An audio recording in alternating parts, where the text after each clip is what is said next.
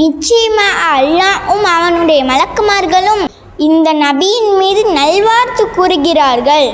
எனவே இறை நம்பிக்கையாளர்களே, நீங்களும் இந்த நபியின் மீது ஸலவாத்தும் சலாமும் கூறிக்கொண்டே இருங்கள்.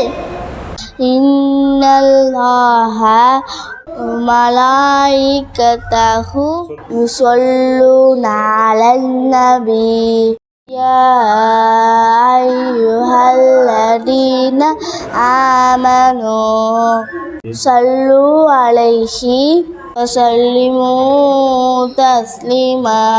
നിങ്ങളുടെ ദിനങ്ങളിൽ ഏറ്റവും ശ്രേഷ്ഠമായ ദിനം യൗമുൽ ജുമുഅ, വെള്ളിയാഴ്ച ദിവസമാണ്. അന്നത്തെ ദിവസം നിങ്ങൾ എൻ്റെ മേലിൽ സ്വലാത്തിനെ നിങ്ങൾ അധികരിപ്പിക്കുവീൻ എന്ന് നബി സല്ലല്ലാഹു അലൈഹി വസല്ലം പറഞ്ഞു. എന്താണ് കാരണം?